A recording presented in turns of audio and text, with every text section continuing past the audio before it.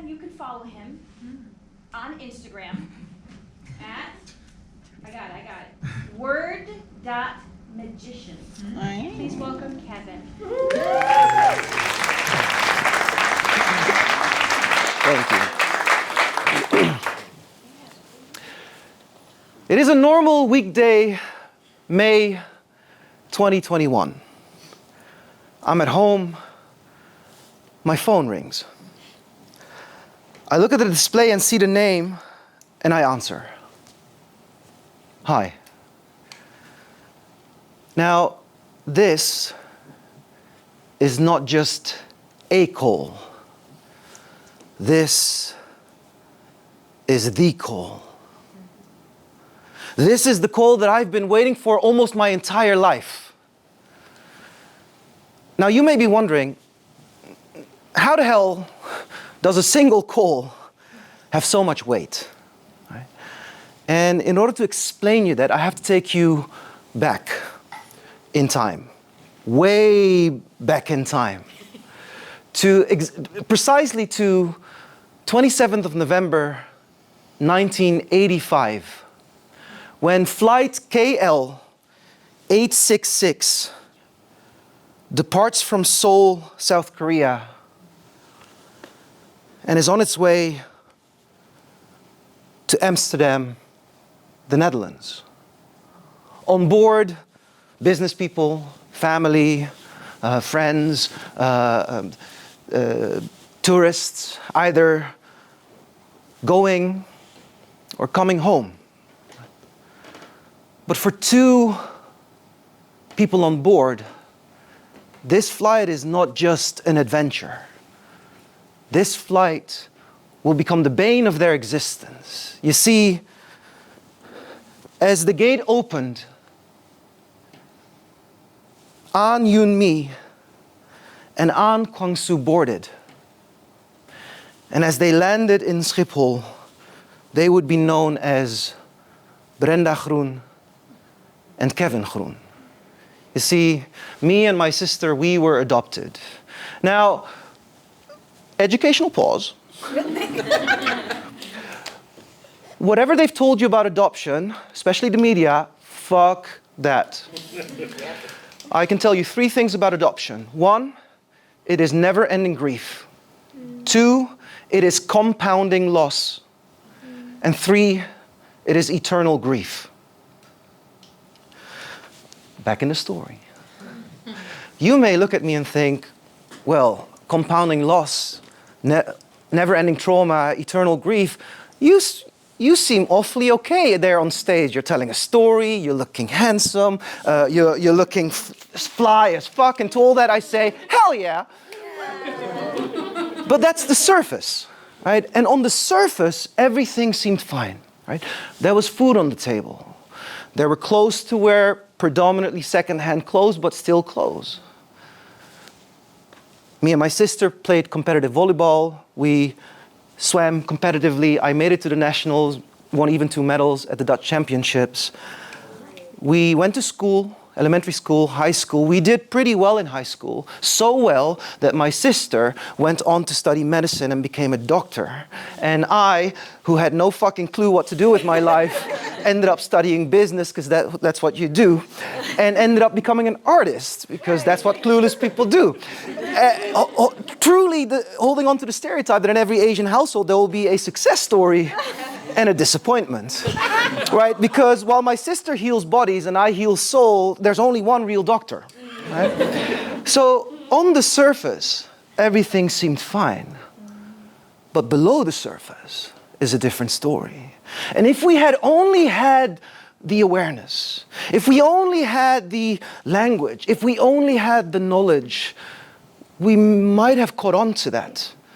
Whether it was the perpetual depression as a teenager, my sister reclusing herself in a room, focusing entirely on studying, whether it was the emotional irregulation, which ultimately came to an explosion the day when this white kid in school who had bullied me and called me names, and that one day for too many times said, go back to where you came from, you're stealing our jobs.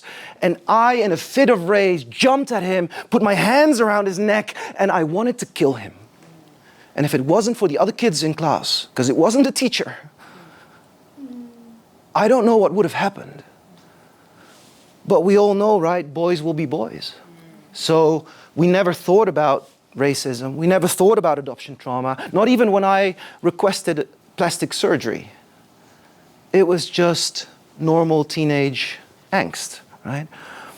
And so I did what every undiagnosed traumatized person does. I became hyper-competitive.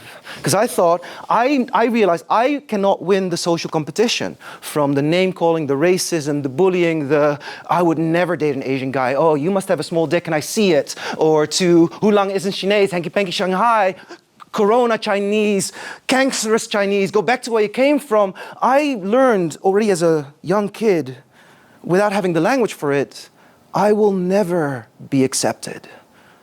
And if I can't win that social competition, I can try to win the intellectual competition. I can be smarter than you. And if I can't be smarter than you, then at least I can try to one-up you. And this became painfully evident one day when in second grade, I was 5 years old, the teacher sat us down in a circle right before the summer vacation, which was such a cruel thing to do because she asked us, what are you going to do this summer vacation?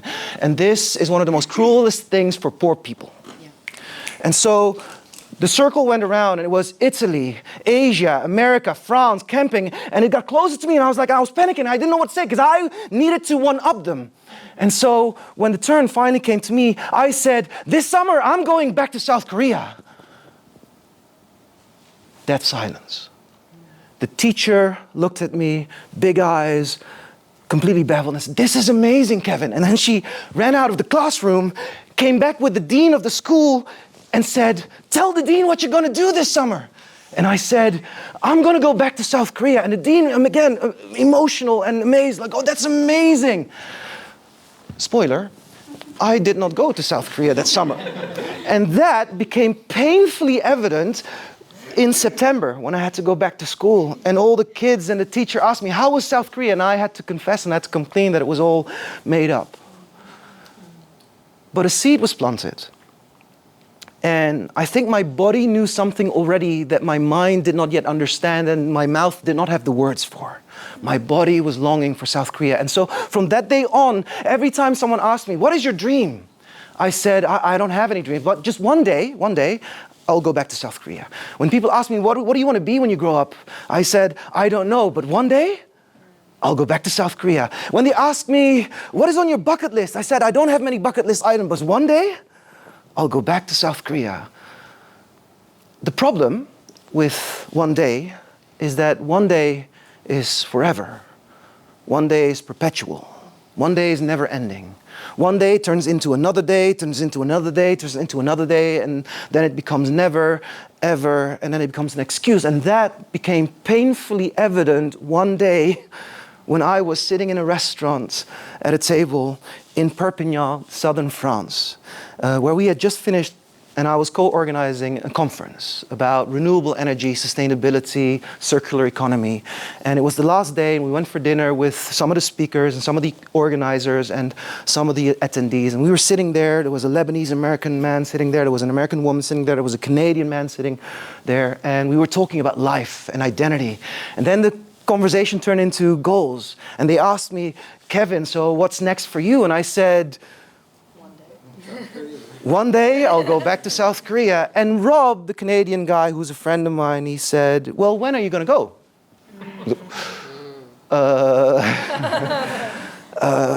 One day. And he said, well, I've heard you say this before. So seriously, when are you going to go? And I said, well, I've just moved to Amsterdam. It's not the right time. And he said, well, Amsterdam is not going to leave. So when are you going to go? And I said, well, I moved to Amsterdam because I have just started a new job. I couldn't possibly just leave for 4, 5, 6, 7, 8 weeks right now. I just started last month. And he said, have you asked your boss? And he, like any good friend, kept pushing and pushing and pushing until I had no more excuses. And I said, I don't have the money. I don't have the money to buy a ticket. I have mounting debts from studying. I simply cannot afford going to South Korea. And then something magical happened. And he said, well, if you had the money today and your boss approved your holiday request, would you go? And I said, well, I'd be shit scared, but I would go. And he said, well, I have money on the bank that is sitting there not doing anything. So, and then the Lebanese American man and the American woman said, oh, we'll chip in as well, because if money is the thing that's preventing you from living your dream, we wouldn't want money to be an obstacle, so we'll chip in as well. And so that was August 2019, and on July 5th, 2010, I found myself sitting at Schiphol Airport waiting to board a plane to Helsinki, transit from Helsinki to South Korea. And to tell you that that trip was transformative, life-changing, that would be an understatement. But it wasn't a light bulb moment. It was a progress. And I can tell you stories about those 4 weeks that I've spent traveling alone in South Korea, but I want to highlight one experience. And that is, for the first time in my life, I was 26 at the time, 2010, I experienced what it's like to spend 4 weeks existing without any discrimination. Up until that point in my life, 26-year-old, I had not lived 1 month uninterrupted without discrimination, without a bad word, without a bad look, without a bad question, without name calling, without go back to where you came from. For 4 weeks, I lived that. And it's also the only 4 weeks that I've ever lived. Yeah. And I had a realization. And the realization was, wow, this is what it's like to live without discrimination. This is what it's like to have everyone around you make you feel that you belong here. That's amazing. And then I had a second realization, and that was, I'll never live to see the day in the Netherlands where that is my reality for 24/7, because people will never see beyond my skin. And then I had a third realization, and that was, I don't care if I never get to live to see the day where that is my 24/7 reality. I fucking deserve that reality. And so I came back to the Netherlands and I started learning, I started reading, I started listening to podcasts, I started going to events to learn more about adoption trauma, about colonialism, about white supremacy, about racism. And the more I learned, the more I felt the need to talk about it. And the more I felt the need to talk about it, I also started developing a need to have a conversation with my adoptive parents. And if you've ever, as a marginalized, discriminated person, have tried to have a conversation with somebody with privilege, you know that they're always incredibly grateful, right? when you bring up oppression. And so, 10 years ago, I think, I started having conversation with my parents whenever I visited them. And I didn't want them to feel guilty, I didn't want them to feel ashamed, but I wanted them to understand the things that have happened. I wanted to understand why they never took action. I wanted them to understand what my life is like. And in January 5th, 2019, it came to an escalation. Me and my mom, and she said, we were in a restaurant having lunch with my dad, and she stood up in the middle of an argument and said, "You are racist for calling us white!" And then stormed out the restaurant, leaving me and my dad in the restaurant. My dad stayed with me for a little bit and then said, "I gotta go, I need to go after your mom." And then after that lunch, we were on no speaking terms for 6 months. Which brings me to that call in May 2021. Because when I looked at the display, it said, "Mom." And I picked up the phone, said, "Hi." And my mom said to me, "I saw you on TV," because this was the height of the corona pandemic where racism and violence against Asian people skyrocketed. And I had been at the forefront of a movement to speak about it. And she said, "I saw you on TV talking about racism. I would love to have a conversation with you and learn from you." And this was the first time in my entire life that one of my adoptive parents came to me proactively and said, "Tell us more, we want to learn from this." Now, I wish I could tell you at this point that this story has a good ending, but that's Hollywood.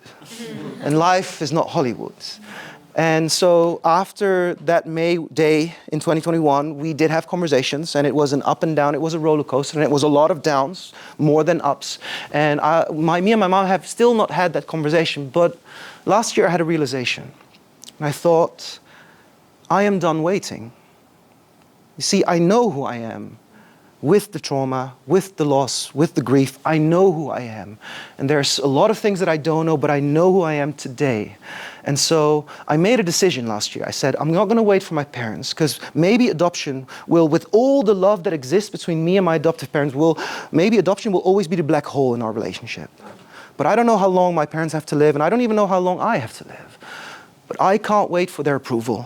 I shouldn't have to wait for their approval. I have to approve myself. So last year I made a decision that from now on I am not going to introduce myself officially anymore as Kevin Groen, because that's not who I am. I am not only Kevin Groen. I am not only Ahn Kwang Soo. I made a decision last year that from now on in all official communication I will introduce myself as Kevin Ahn Kwang Soo Groen, because that is who I am, and society better learn to pronounce my name and put some respect on my name, because I deserve it.